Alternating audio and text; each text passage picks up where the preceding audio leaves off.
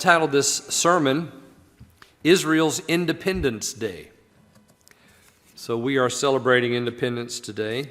Our country is. We are as a people. And so to begin this message, I thought maybe I would just read a little bit from the Declaration of Independence. In Congress, July the 4th, 1776, the unanimous declaration of the 13 United States of America.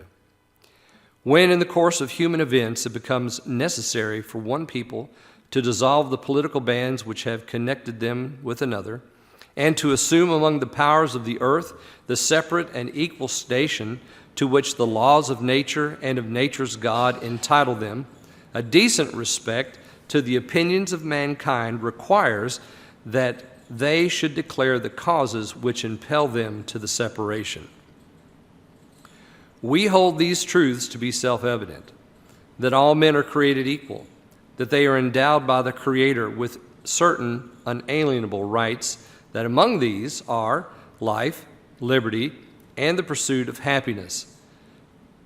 That to secure these rights, governments are instituted among men, deriving their just powers from the consent of the governed, that whenever any form of government becomes destructive of these ends, it is the right of the people to alter or to abolish it, and to institute new government, laying its foundation on such principles and organizing its powers in such form as to them shall seem most likely to affect their safety and happiness.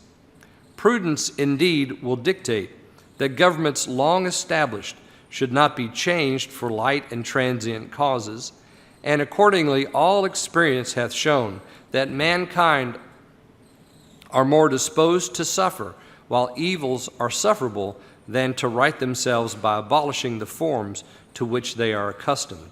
But when a long train of abuses and usurpations, pursuing invariably the same object, evinces a design to reduce them under absolute despotism, it is their right, it is their duty to throw off such government and to provide new guards for their future security. Such has been the patient suffrage of these colonies, and such is now the necessity which constrains them to alter their former systems of government.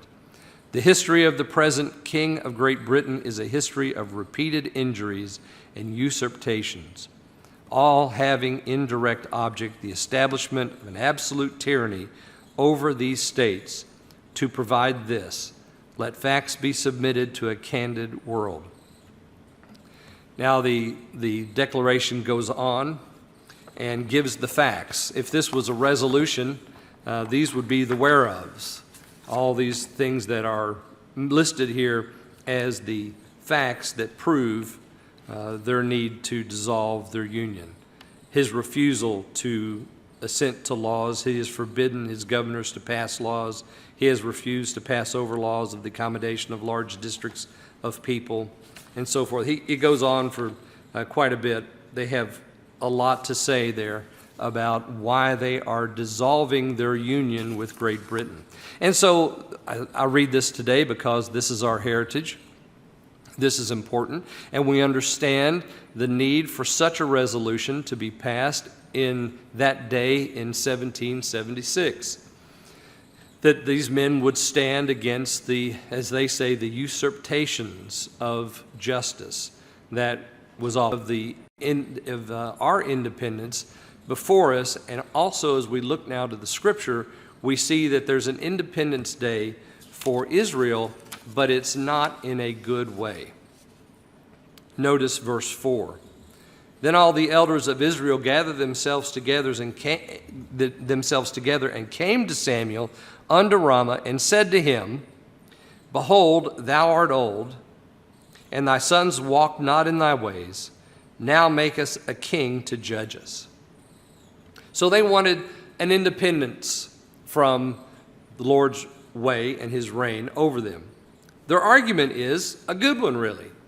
We can understand it. They came to Samuel with reasons that as to why they needed to make this change. They could see the things were about to change for them and for Samuel, and they wanted to control the change. Isn't that what every one of us wants to do? We can't stop change, but what we want desperately to do is to control it, to manage it. And that's what they wanted to do. They said to him, "Behold, you're old."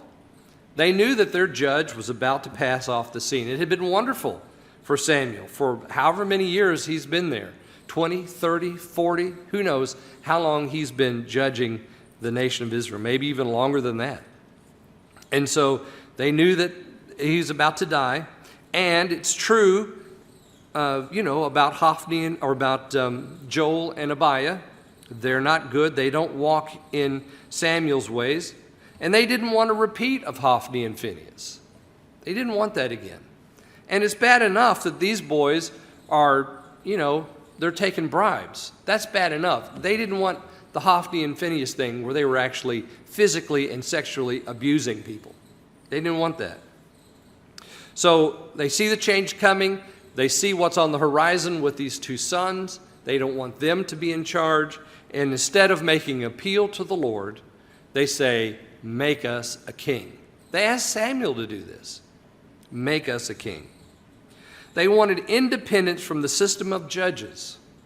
They wanted a central, government. They didn't want the sanctuary any longer in Shiloh to be the place where they gathered. They wanted to have some sort of representative government, as representative as you get with a monarchy. And they wanted it right now. Then they said to him, "Make us a king like all the nations."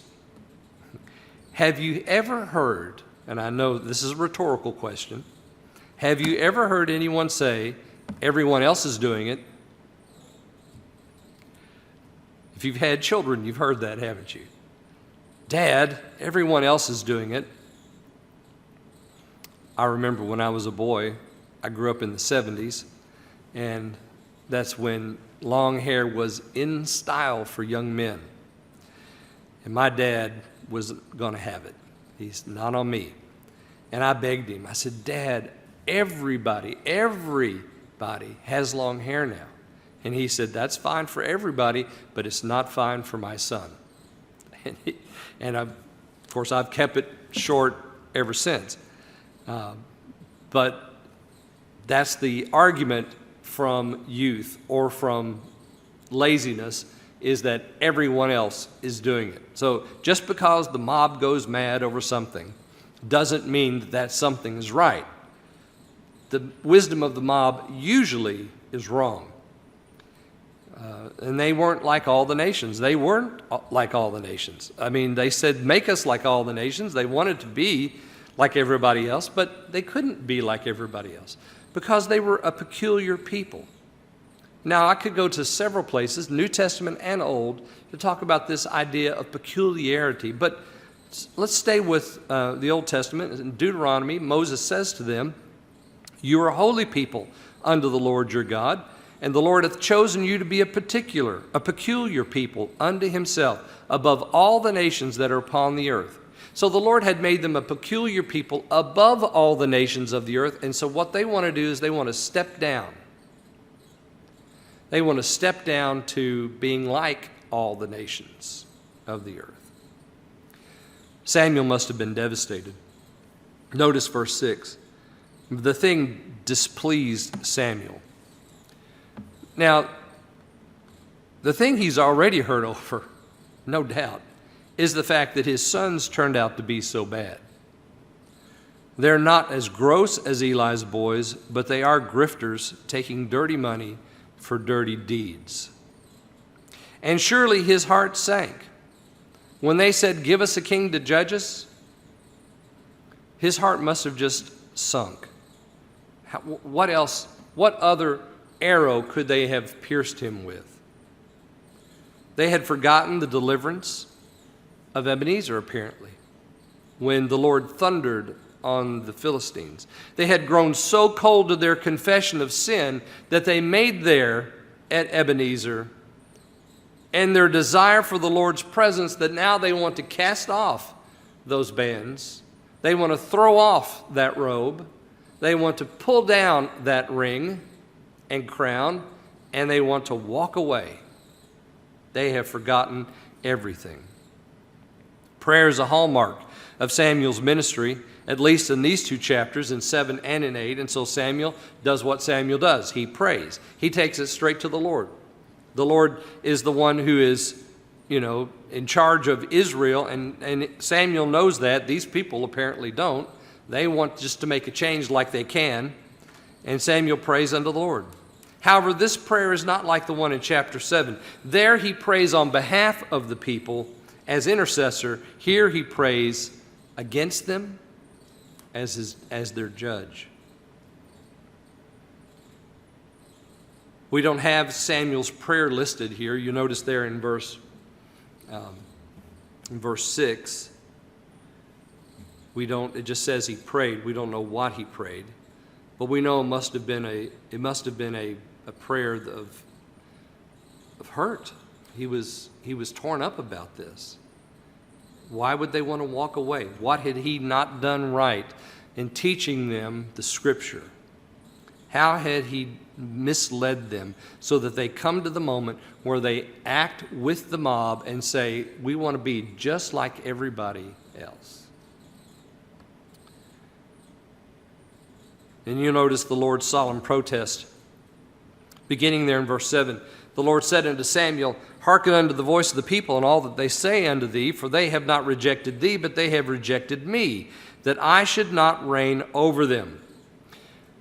The people rejected the Lord, and independence, ladies and gentlemen, is not on the table. Rather, a certain bondage is about to overtake the land. Israel thinks that they're going to be independent. They're going to have a king. They're going to have all the wonderful trappings of monarchy. We look at the monarchy in England and in other places, and we romanticize it. We say, "Oh, isn't it wonderful? Isn't it beautiful?" All that they do, and all the pomp and the ceremony and the glitz, the gold and the secretism and the highness of all of it. It's just wonderful. We look at it and we say, isn't that beautiful? That must have been Israel's experience as well. They were looking, they were looking at all the pomp in all the other places and all the great kings, and they thought to themselves, how come we can't have one of those? They wanted what they saw. Of course, you know what the old saying is, the grass is always greener on the other side of the fence. Yeah, they saw green grass on the other side of the fence. They didn't realize that they had the best situation ever.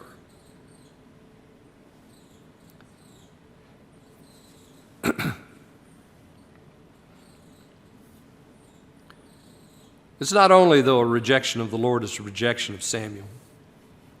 Look at verse 8.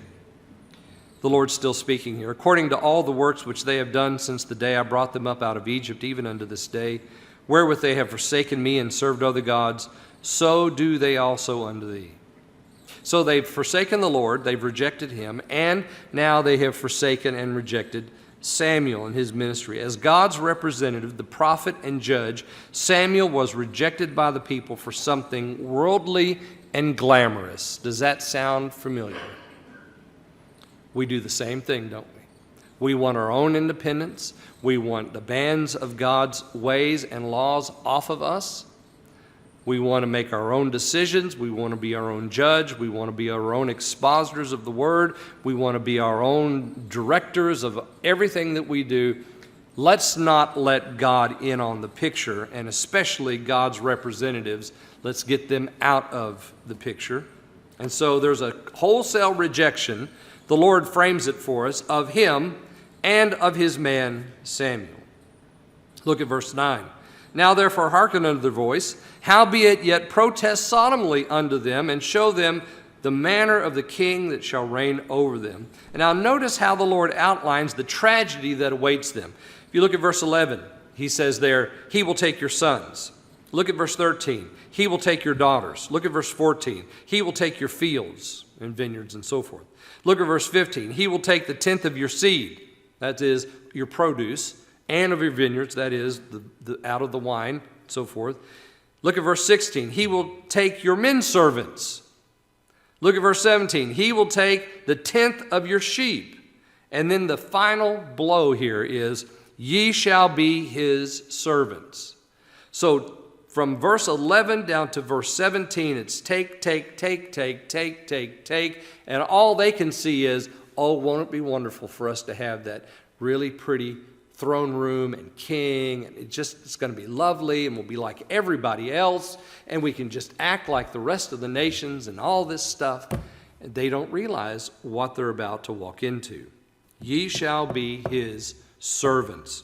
Anytime we reject God's way, God's will, God's person, anytime we reject that, we do not gain independence or liberty. We sacrifice it upon the altar of selfishness, and we gain slavery every single time. So this is Israel's Independence Day, but this is not a good Independence Day. This is not an independence from something evil like the colonies in America had. What they had in independence was wonderful because it was from something evil to something good. This is going from the good, from the best, to the least. They were going from being a peculiar people above all the nations to being just like everybody else. Why would they want that? Why would we want that? The bitter fruit of any government of men is the subjugation of society for the benefit of those in charge. All this is done under the guise of the benefit of society at large. Always is it done that way. Independence from God does not lead to a wonderful satisfaction. Notice verse 18. And ye shall cry out in that day because of your king. You see what it leads to? It leads to a crying out. It leads to the subjugation of the individual, of the family, of the community. It doesn't lead to something good. Again in verse 18. Ye shall cry out in that day because of your king, which ye have chosen you, and the Lord will not hear you in that day. Independence from God allows the bitter root of resentment to grow. You made the choice. You made the choice. You take the licks. I can remember hearing my father say that to me when I was a young man. You made the choice. You take the licks. If you're man enough to make the choice, then you're man enough to deal with the consequences. And that's what the Lord's saying to them. You've made this choice. It's what you've done. And guess what? When you cry out, notice that last phrase, the Lord will not hear you in that day. This should have frozen their soul. But you'll notice it doesn't, because the very next thing they say is, nay, we will have a king over us. They completely ignored Samuel's warning. But of course they had already ignored his warning. Before he ever said anything, they had decided. Before they ever came to him, they had decided, this is what we're going to do. We're going to have a king no matter what. Come hell or high water, we're going to have a king. And when Samuel said these words, the Lord will not hear you in that day, they should have stopped and said, wait a minute, maybe we better rethink this plan. But they didn't. They're crying out because of the oppression that they are under, and no answer from the Lord will come. Do you remember when they were slaves in Egypt, the Lord heard their crying? They hadn't chosen to be slaves in Egypt. That had happened. But the Lord heard their crying, and he came down and gave them a wonderful deliverance. Now, under the king that they had chosen, the Lord says, not going to hear you when you complain. This should freeze our soul as well. What choices have we made against the direct will of God that have closed his ear from hearing our cries? It's not that he doesn't love us. He's just letting us have what we want. It's what any good parent would do, right? If your child makes a mistake, if they go off on their own way and they make a mistake, sometimes the best thing to do is let them have it. Let them have their choice. That's the thing that's going to teach them about their choice. But, as I said, their minds are already made up. 1 Samuel chapter 8, verse 19, nevertheless the people refused to obey the voice of Samuel, and they said, nay, but we will have a king over us. The resolution of independence from the system of governance that the Lord had placed on the tribes was already written. The decision was made. No more judges, no more Joshua, no more Moses. That's the old way. It must go. Something new must now come in its place. In verse 20, that we also may be like the nations. Haven't we heard that before somewhere? Didn't they just say that? Where was it that they said that? Yeah, up there in what verse is that? Verse 5. You're old, your sons don't walk in your ways. Now make us a king to judge over us like all the nations. And here they're saying it again. That we may be like all the nations. Here's the temptation to fit in and be like everyone else. Christian, you can't. You're not made that way. You have the presence of the living God abiding within you. You are not made that way. You're not made to be like everybody else. Stop acting like everybody else. I get so tired of getting preached to by these Christian artists in the music industry and in other places in Christianity today, and they look like the world, they talk like the world, they act like the world. When are we going to get it? We're not the world. And the world's not going to be won by Christians that look like them. We are different. We need to sound different and look different because we are different. We are above the world because we have been redeemed out of the world. We too are a peculiar people and a holy nation. We have been given the high praises of God to proclaim. We want to be like the nations. The temptation to fit in and be like everybody else. To say it like everybody else. And that our king may judge us, you see. They said that. They didn't want God's appointed man, but rather a steady line of one family so they could know who's next, so they could continue to control the change. Because kings come and kings go, and we need to be able to control the change. This is what they thought was safe. But safety was about to slip through their fingers. And they want him to go out before us. And notice this last piece, to fight our battles. You think the king is going to fight the battles? Who's going to fight the battles? All the men he conscripts into the army is the ones who are going to fight the battles. It's not the king. The king's going to stay back behind the battle lines. He won't be out there. Go out before us and fight our battles. Really, they are deluded. But this is what we do. This is exactly what we do when we decide that it's time for a change. It doesn't matter what else has to go. We want to wash it all out, the good with the bad. Just get rid of it all.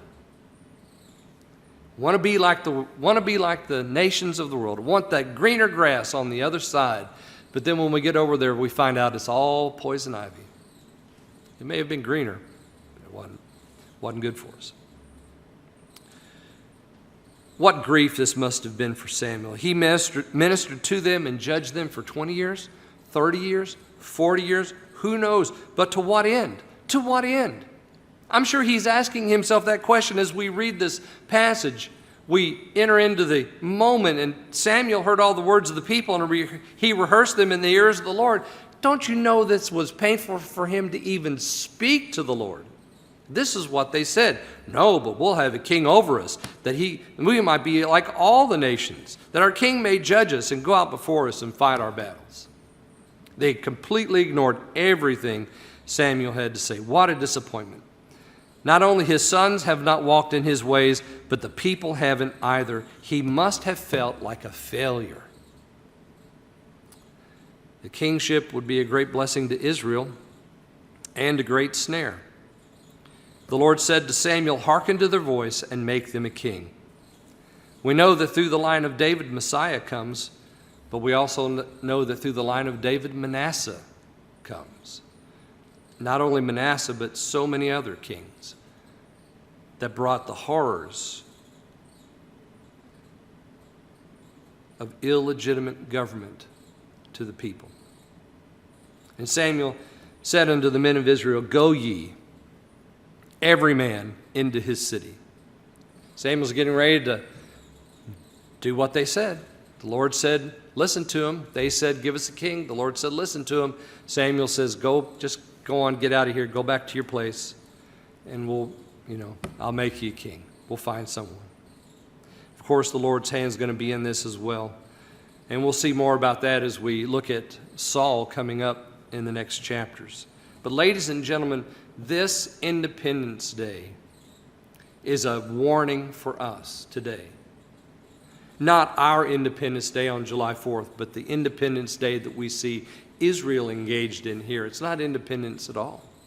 And whenever we walk away from the Lord, whenever we decide that His government is not good, whenever we decide that His word is not worthy, whenever we decide that we want to be like everyone else, we are only trading the best for the worst. That's all. We're not going up. We're not getting better. We're not improving ourselves at all.